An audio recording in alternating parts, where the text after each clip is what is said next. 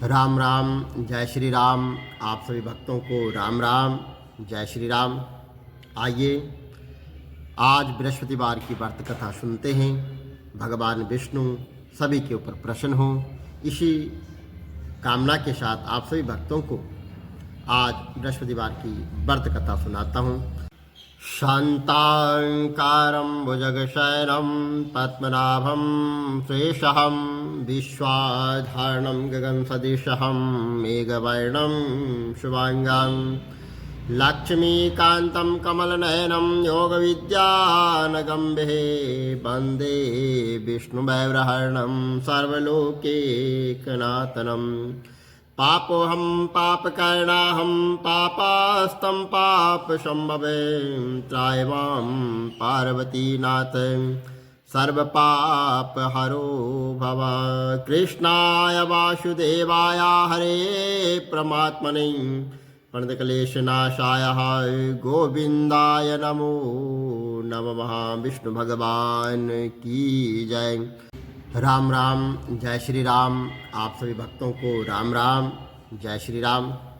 आइए आज बृहस्पतिवार की व्रत कथा सुनते हैं। भगवान विष्णु सभी के ऊपर प्रसन्न हो, इसी कामना के साथ आप सभी भक्तों को आज बृहस्पतिवार की व्रत कथा सुनाता हूँ। तो पहले बृहस्पतिवार व्रत की विधि थोड़ा जानते हैं। ओम नमो भगवते वासुदेवाय नमः। बृहस्पतिवार के दिन जो भी स्त्री और पुरुष व्रत करना चाहते हैं या जो व्रत करें, उसको चाहे कि वह दिन में एक ही समय जो है भोजन करें, क्योंकि भगवान बृहस्पति देव इस दिन इनका पूजन होता है और भोजन में पीले चने की दाल आदि का ही प्रयोग करें, परंतु इसमें नमक नहीं खाना चाहिए और पीले वस्त्र पहने और पीले ही फूलों का प्रयोग करें और पीले चंदन से भगवान का पूजन करें।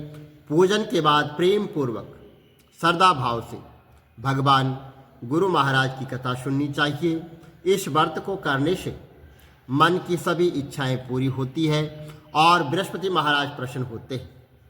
धन, पुत्र, विद्या तथा मनवांछित फलों की प्राप्ति होती है।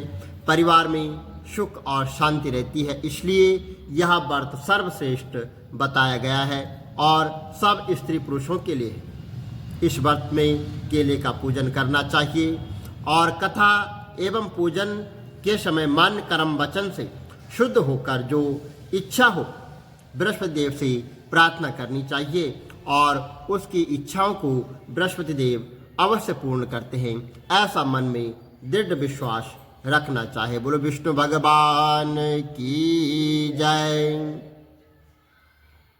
बृहस्पतिवार व्रत कथा। एक समय की बात है कि भारत में एक राजा जो है वो राज करता था।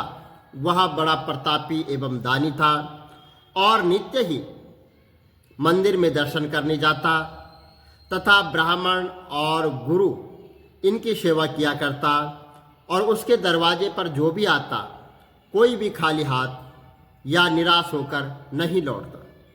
वह प्रत्येक गुरुवार को व्रत रखता था और पूजन करता था और हर दिन जो है गरीबों की सहायता करता, परंतु यह सब बातें जो उसकी रानी थी उसको यह जो है अच्छी नहीं लगती थी और वह तो न तो व्रत करती थी और न किसी को एक पैसा तक दान में देती थी तथा राजा को भी ऐसा करने से वो मना करती थी। तो एक समय की बात है कि राजा शिकार खेलने को वन में गए हुए थे और घर पर जो है रानी और दासी थी। तो उसी समय जो है भगवान बृहस्पति देव जो है एक साधु का रूप धारण करके राजा के दरवाजे पर भिक्षा मांगने आ गए और रानी से भिक्षा मांगी तो वो कहने लगी कि हे साधु महाराज, मैं इस दान पुण्य से बहुत तंग आ गई हूँ। मेरे से तो घर का कार्य ही पूरा नहीं होता है और इस कार्य के लिए तो जो है मेरे पति देव ही बहुत हैं, क्योंकि दान पुण्य वही करते हैं। अब इस प्रकार कहने लगे रानी कि प्रभु अब ऐसी कोई कृपा करो, हे साधु महाराज कोई ऐसी कृपा करो जिससे जो है सब धन जो है नष्ट हो जाए, मैं आराम से रह सकूं, साधु बोले कि हे देवी, तुम तो बड़ी विचित्र हो। संतान और धन से कोई दुखी नहीं होता है। इसको जो है सभी चाहते हैं। पापी भी पुत्र की कामना करता है और धन की इच्छा रखता है। अगर आपके पास धन अधिक है तो आप जो है भूखे मनुष्यों को भोजन कराओ, प्याव लगवाओ, ब्राह्मणों को दान दो, धर्मशाला बनवाओ, कुआं, तालाब, बावड़ी, बाग, बगीचों आदि के निर्माण कराओ। ऐसे करने से जो है वो निर्धन मनुष्यों की जो है वो कुंवारी कन्याओं का विवाह कराओ और यज्ञ आदि करवाओ। इस प्रकार के कर्मों से आपके कुल का और आपका जो है नाम जो है लोक और परलोक में सार्थक होगा एवं स्वर्ग की प्राप्ति होगी। मगर वह रानी इन बातों से खुश नहीं हुई और वह बोली कि हे साधु महाराज, मुझे ऐसे धन की आवश्यकता ही नहीं है जिससे अन्य मनुष्यों को मैं दान दूं। मुझे ऐसा धन नहीं चाहिए कि जिसको मैं संभाल कर रखने में ही मेरा समय जो है सारा जो है वो बर्बाद हो जाए। साधु ने कहा, हे देवी, अगर तुम्हारी ऐसी ही इच्छा है तो ऐसा ही होगा। मैं तुम्हें बताता हूँ, मैं तुम्हें जैसा बताता हूँ तुम वैसा करना। बृहस्पतिवार के दिन जो है गोबर से घर को लीपना, अपने बालों को धोना और धोते समय जो है स्नान करना और राजा से कहना कि वह भी जो है हजामत करवाए और भोजन में मांस, मदिरा आदि को खाए और कपड़ा धोबी के यहाँ धुलवाने डालना। इस प्रकार जो है 7 बृहस्पतिवार करने से तुम्हारा सब धन नष्ट हो जाएगा। ऐसा कहकर साधु महाराज वहाँ से अंतर्ध्यान हो गए। तो रानी ने साधु के कहने के अनुसार वैसा ही किया और अभी जो है 3 बृहस्पतिवार बीते ही थे कि उसका समस्त जो धन था वो सब जो है नष्ट हो गया और भोजन के लिए दोनों समय जो है परिवार तरसने लग गया तथा संसारिक भोगों से दुखी रहने लगे। तब वह राजा रानी से कहने लगा कि रानी, तुम यहाँ पर रहो और मैं दूसरे देश को जाऊं, क्योंकि यहाँ पर मुझे सभी मनुष्य जानते हैं, इसलिए यहाँ मैं कोई कार्य भी नहीं कर सकता हूँ। देश चोरी परदेश भीख के बराबर है। ऐसा कहकर जो है राजा परदेश चला गया और वह जंगल में जाता और लकड़ी काटकर वहाँ से लाता और शहर में उनको जो है बेच देता। इस तरह जीवन व्यतीत करने लग गया। इधर जो है राजा के घर रानी और दासी दुखी रहने लग गई। किसी दिन भोजन मिलता तो किसी दिन नहीं मिलता। तो ऐसे जो है वो जल पीकर जो है रह जाती और एक समय रानी और दासी को 7 दिन हो गए। वह बिना भोजन के 7 दिन जो है व्यतीत उनको हो गए। तो रानी अपनी दासी से कहने लगी कि हे दासी, यहाँ पास के ही जो है नगर में मेरी बहन रहती है और वह बड़ी धनवान है, तो उसके पास जाओ और वहाँ से जो है 5 शेर बेजर जो है उससे मांग कर ले आना, क्योंकि वह बड़ी धनवान है। आप जो है 5 शेर बेजर मांग कर लाएगी तो जिससे जो है कुछ समय के लिए जो है हमारा जो है गुजारा हो जाएगा। इस प्रकार रानी की आज्ञा मानकर जो है दासी जो है रानी की बहन के पास गई। तो रानी की बहन उस समय पूजा कर रही थी और क्योंकि उस रोज जो है बृहस्पतिवार था और बृहस्पतिवार का दिन था, जब दासी ने रानी की बहन को देखा तो उसे बोली कि हे रानी, मुझे तुम्हारी बहन ने भेजा है, मेरे लिए 5 शेर बेजर दे दो। इस प्रकार दासी ने अनेक प्रकार कहा, परंतु रानी ने कुछ भी उत्तर नहीं दिया, क्योंकि वह उस समय बृहस्पतिवार की व्रत कथा सुन रही थी। इस प्रकार जब दासी को किसी प्रकार का उत्तर नहीं मिला तो वह बहुत दुखी हुई और क्रोधित भी हुई और लौटकर अपने गांव आकर रानी के पास आकर बोली कि हे रानी, आपकी बहन जो है वो बहुत बड़ी घमंडी है, वह छोटे लोगों से बात भी नहीं करती है और जब मैंने उससे तुम्हारा संदेश सुनाया तो उसने कोई भी उत्तर नहीं दिया और मैं वापस चली आई। रानी बोली, हे दासी, इसमें उसका कोई दोष नहीं है।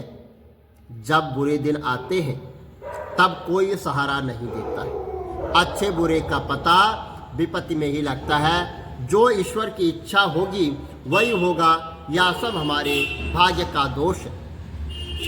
उधर उस रानी ने देखा कि मेरी बहन की दासी आई थी, परंतु मैं उससे नहीं बोली, इससे वह बहुत दुखी हो गई होगी।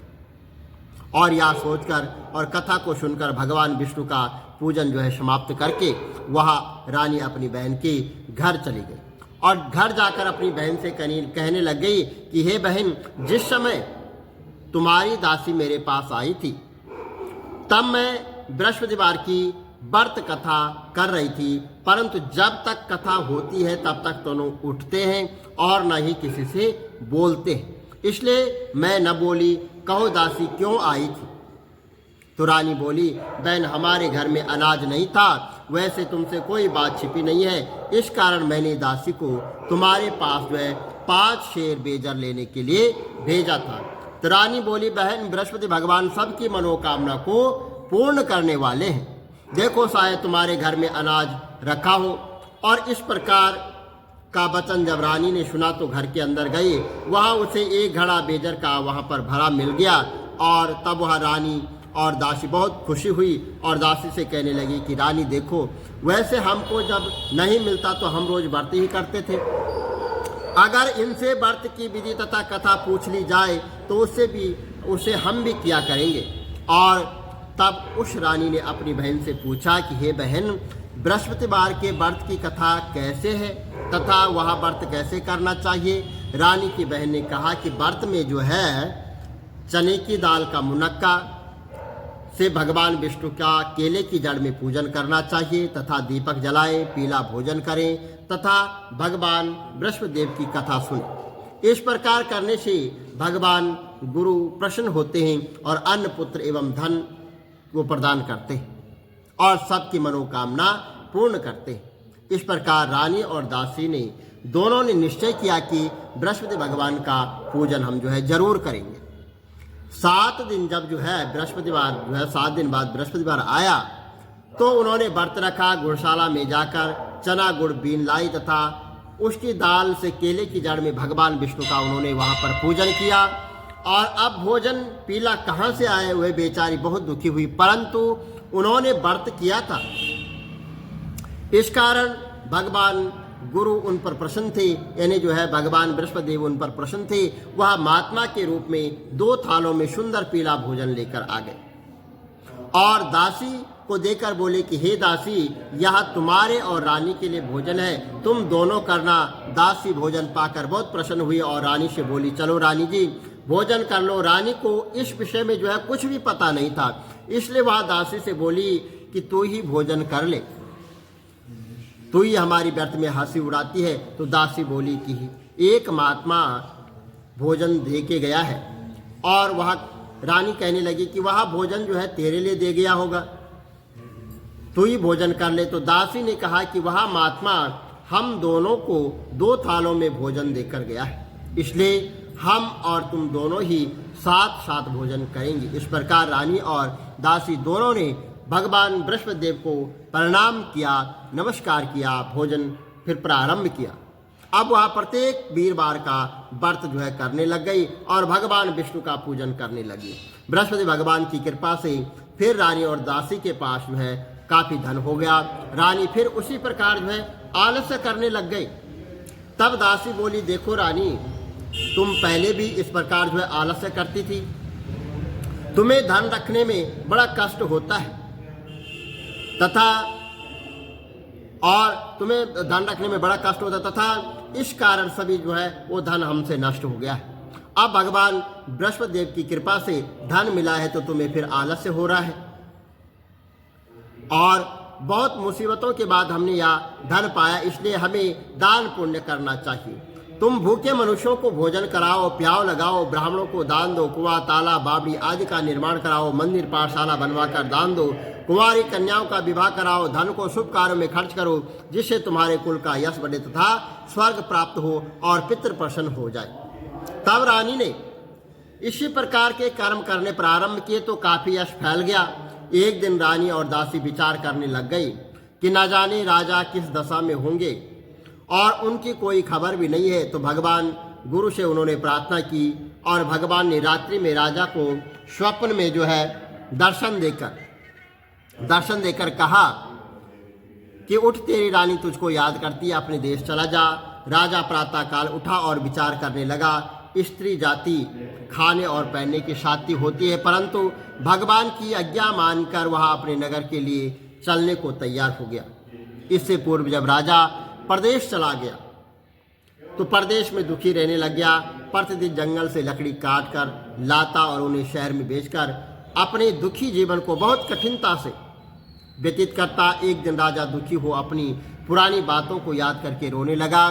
तब उस जंगल में बृहस्पतिदेव एक साधु का रूप धारण कर आए और राजा के पास आकर बोले कि हे लकड़हारे, तुम इस सुनसान जंगल में किस चिंता में बैठे हो, मुझको बताओ।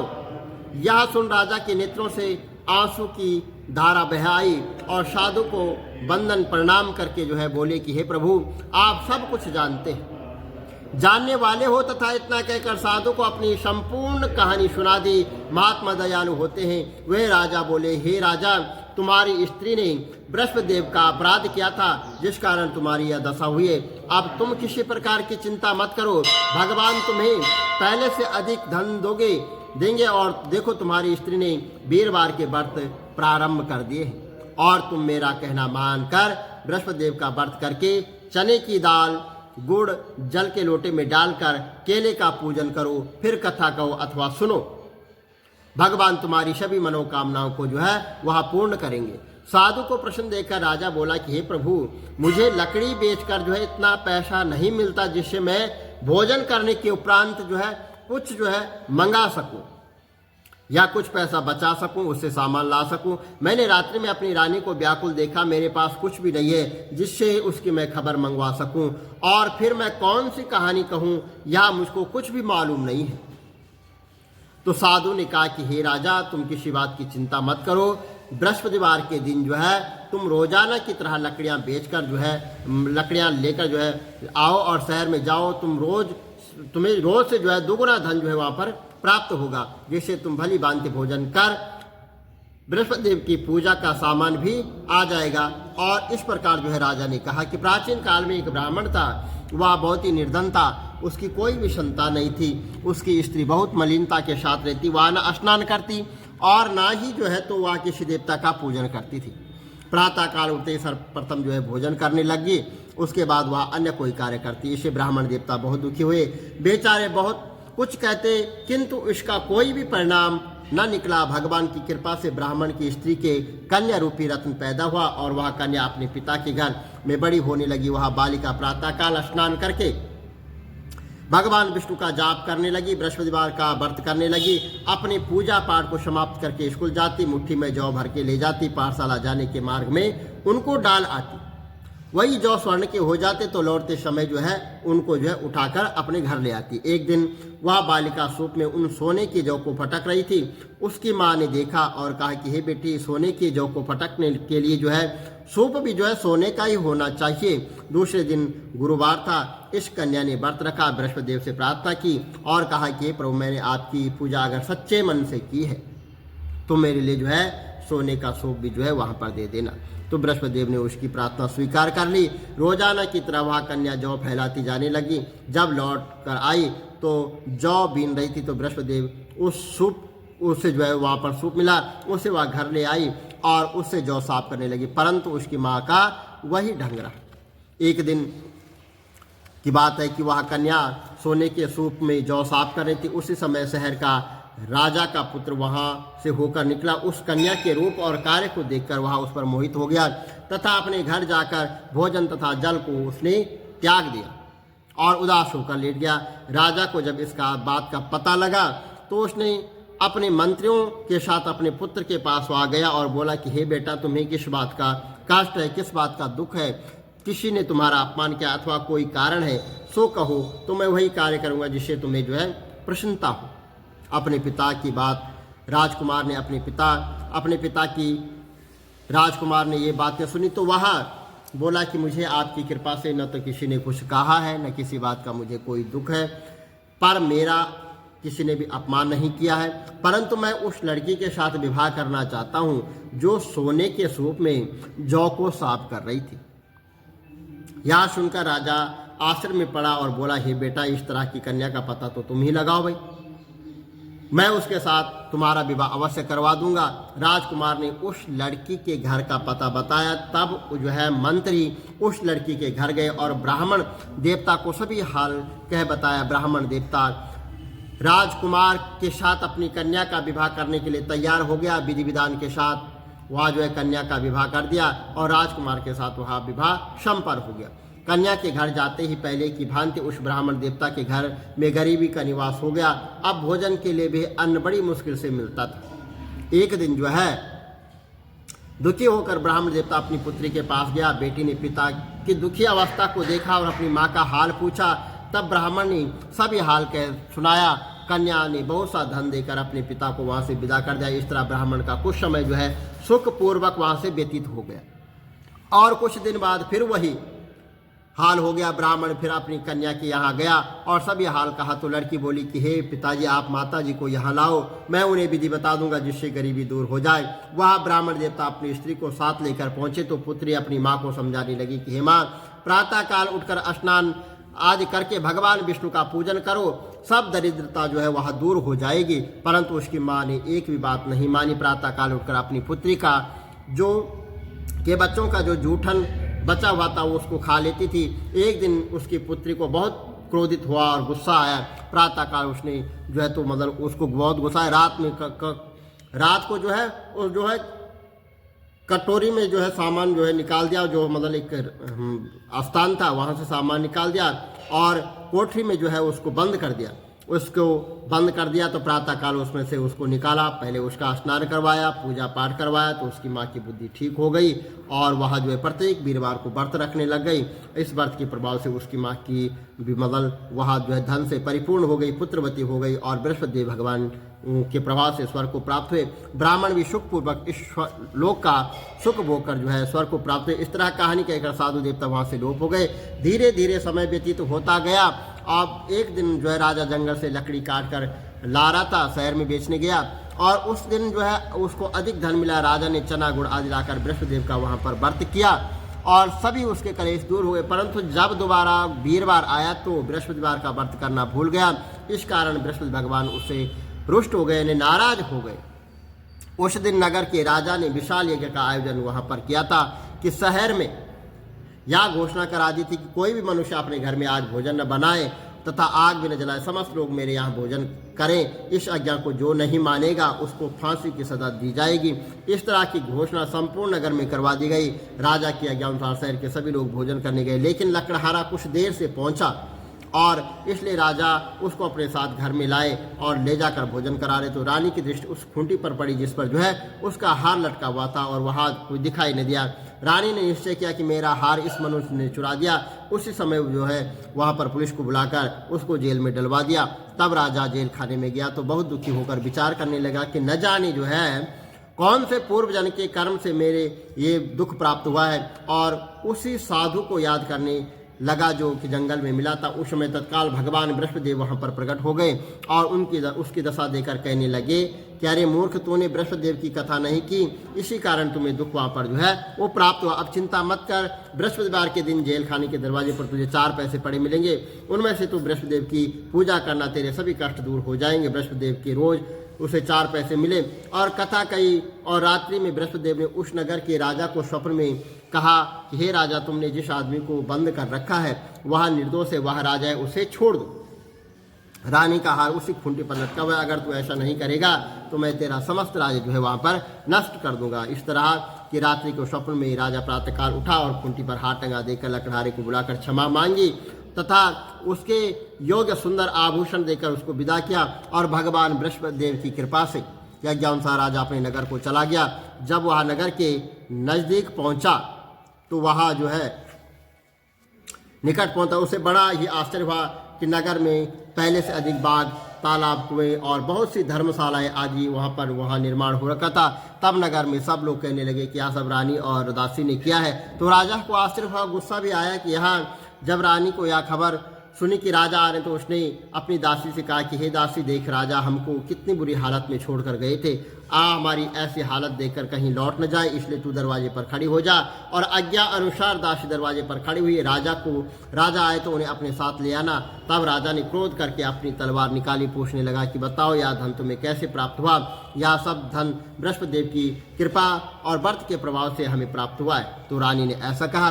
राजा ने निश्चय किया कि 7 रोज के बाद तो सभी जो है बृहस्पतिदेव का, भगवान का पूजन और व्रत करते हैं, परंतु मैं दिन में 3 बार जो है कथा कहा करूंगा, रोज व्रत क्या करूंगा। अब हर समय राजा के दुपट्टे में चने की दाल बंधी रहती और 3 बार जो है कथा कहता। तो एक रोज जो है राजा ने विचार किया कि चलो अपनी बहन के यहाँ हुआ। इस निश्चय कर राजा घोड़े पर सवार होकर गया और अपनी बहन के घर जाने लगा। मार्ग में उसने देखा कुछ आदमी एक जो है मृतक आदमी को ले जा रहे थे और राजा से कहने लगे कि अरे भाई, मुझे भी मेरी बृहस्पतिदेव की कथा सुन लो। तो वो लोग बोले कि हमारा तो आदमी मृतक पड़ा है, इसको अपनी कथा की पड़े। परंतु कुछ आदमी बोले चल सुना, हम तेरी कथा भी सुन लेंगे। राजा ने दाल निकाली, कथा कहने लगा।